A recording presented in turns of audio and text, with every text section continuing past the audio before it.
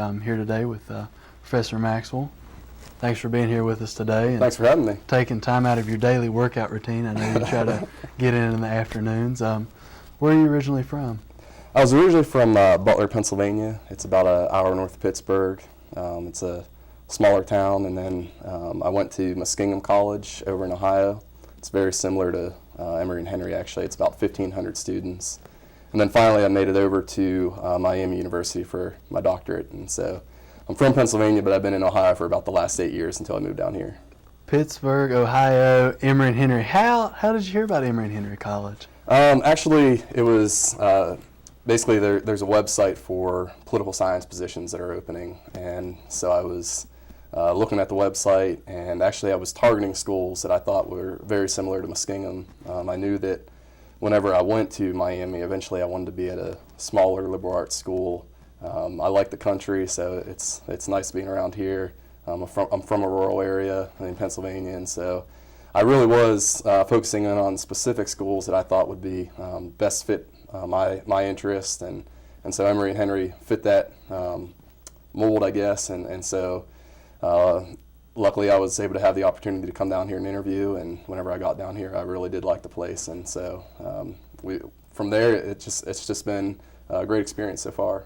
Right. What else, you say you look for the smaller college community, what do you think Emory kind of helps bring to that community? I think really more than anything else, what I found at Muskingum, and I think that I found the same thing here, is that what I've explained to people is I think it's more than just a college. I think it is a community where you have, whether it's the faculty, the administration, the staff, coaches, that everyone's really just hoping or trying to help students to get to their best potential. And I think that that's really important. That there's a lot of other smaller schools that you can go to that I really don't think that has that kind of atmosphere. And so whenever I came down here, I found that I believed that Emory and Henry had that, and since I've been here, I felt the same way. And you really do have a lot of potential for growth, I think, as a student here. Really, that you can do whatever it is you want to do, whether it's inside the classroom or outside of the classroom.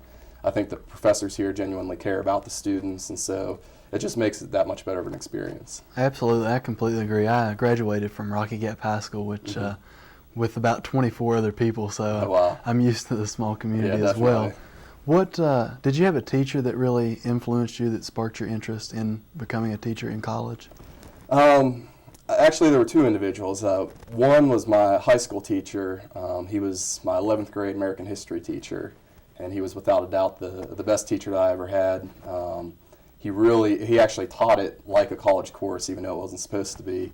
It was an AP course, but he really tried to push us to the next level, and so it was the hardest class I ever had, and it was actually a lot harder than some of my college classes, but I learned so much, and so I think I learned a lot from him and his teaching methods. But then probably even more importantly was a professor I had at Muskingum. He was a new professor, and originally I was going to be a high school teacher, actually, and it was in my sophomore year at Muskingum that during one of his classes he talked about graduate school and how there's opportunities that graduate schools will actually pay for your way as long as you do well enough at the undergraduate level. Right. And so immediately after that class that he talked about that, I went and talked to him at his office, and he explained to me kind of what it was at the college level, how it was different from teaching at high school, some of the different things that you would be expected to do at a college level. And it was something that I thought that I would always want to do, but I just didn't think that I could afford it. And so it was really from him that I learned about the graduate school experience.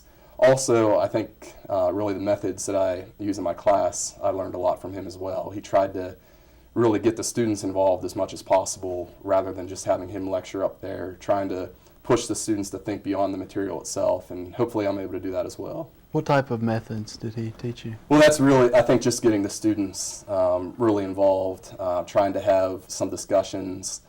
Typically the way he taught was one day a week he would do more of a lecture, the next day he would do more of a discussion, and hopefully just to get the students thinking again beyond the material, rather than just the professor standing up there and talking about the same things that you basically read about for that day.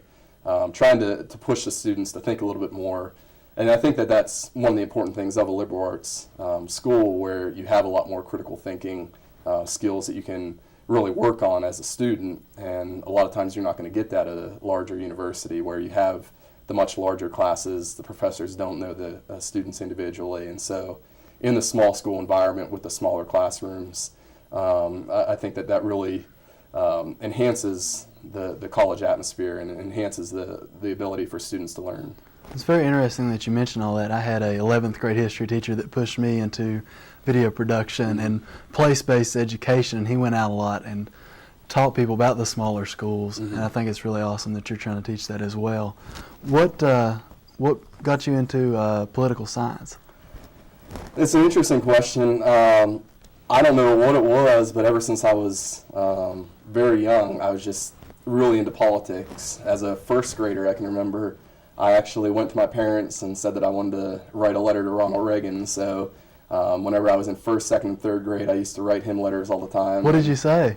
I don't even remember. I know that a couple times I got some of the form letters back from the White House, but then after several times, I actually did get a couple pictures that were signed by the president. There was one, probably the best experience was, and I think it was just coincidentally, but it actually arrived on my birthday one time. I think I was in third grade that year.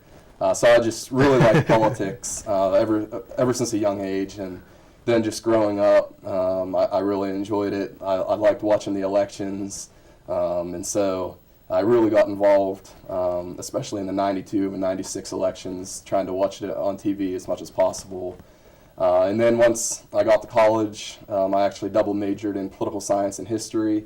I love actually both fields of study, and so I talked with some of the professors at Muskingum, and they kind of thought that I could really go either way, whether it's political science or history, and eventually I chose political science. There probably wasn't really a rhyme or reason as to why I chose one over the other. I actually took more history courses at Muskingum, but just I think really the fact that I like politics so much, that's kind of what drove me towards that direction. Real quick, who do you think has the best chance to win this election? I'd have to say McCain on the Republican side. The Democratic side is getting a little bit tougher to call now. I guess I would say Hillary Clinton, and ultimately then I would probably predict that John McCain wins the election.